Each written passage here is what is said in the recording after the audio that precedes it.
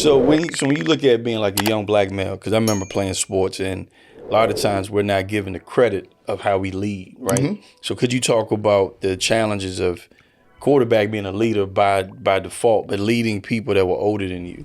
Well, see, it's weird because like as a freshman, I looked up to him, and you had Cornell Brown, high school All-American, Carlos Tab, he was All-State, Jermaine Abbott. I mean, the team was loaded. Yeah. I mean, it was loaded with guys as a freshman, and then some of those guys came back as a sophomore, and it didn't really hit me, dawn on me until like our playoff game against Stonewall Jackson, and I never forget it. Jermaine Abbott, I had scored 6 touchdowns, which was a record, a playoff record at the time, and Jermaine Abbott came to me and looked at me. He was like, "What you doing out there?" They used to call me Willow. What you doing out Willow and Peck? What you doing out there? I'm like, "Man, I'm trying to win this game." He said, "Tonight you turned into something, man. You gonna lead this team." I never forget them words. Like Jermaine Abbott, shout out for giving me that encouragement, because like he was the man. He was the Sean Taylor before Sean Taylor. Gotcha. So with all that stuff, he was that guy. He was like the leader of the team, and it's almost like he passed the torch on at that moment. Gotcha. Okay.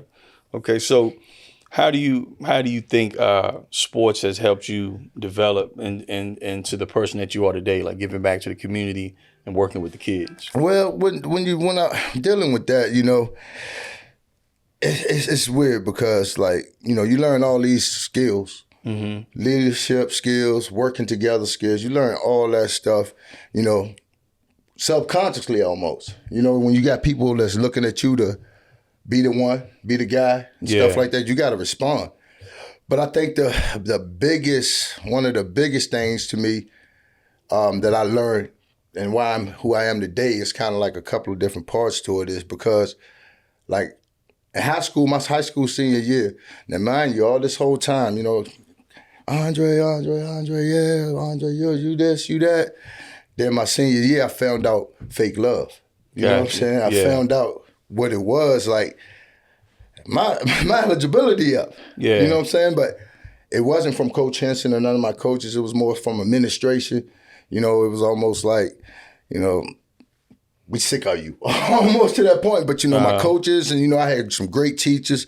I mean, it was a point where, my senior year, I had all my grades. Grades never been an issue. You know what I'm saying? The grades never been an issue or anything like that. But it was just like my senior year, I was going to coast. I had like a couple of student assistant classes, some classes that, was just a pastime. And 2 of them student assistant classes was with Coach Henson. So he kind of let me move around freely as I wanted to. So, but, shout out to Michelle Penberger, Phyllis Hicks, Betsy Garrett, Jay Sales, Ethel Reeves Coles, because I didn't have enough credits. And the thing about it is that I had a class that they just threw me in. It was a physics class, didn't need it. They just threw me into the class. Went to the my guidance counselor. Another thing, I had 4 different guidance counselors in 3 years. So I went to my guidance counselor, and then she was like, "Well, we can't put you nowhere else. You need a class." I'm like, "Huh?" And so went to administration. Administration was like, "Well, you just have to sit in it." I'm like, "Cool, all right, whatever." So I went through that. Didn't need the physics class. Barely, well, I would say I failed the class. Put it that. I failed the class. And, it was pretty much like, didn't nobody want to help me. But those ladies, Miss Garrett, Miss Hicks, Miss Reeves Coles, Miss Berger, Coach Sales, Coach Henson, those folks right there spotted it and was like, nah. They knew what was going on. But as a kid, I didn't understand it, but they knew what was going on. Yeah, they could see it. Pulled me in, got me with the classes that I needed, that one class that I needed, and boom, everything happened. But that's that was the moment when I felt like, dog, after they use you up, they don't need you no more. Yeah. And then, like I said, it wasn't any of the coaching staff or nothing like that. It was more administration.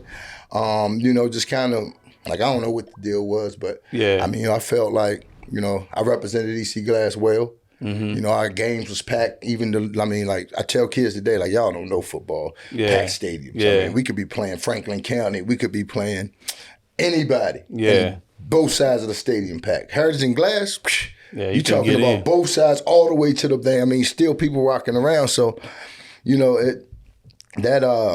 you know, that right there, you know, those folks put me in a good position. So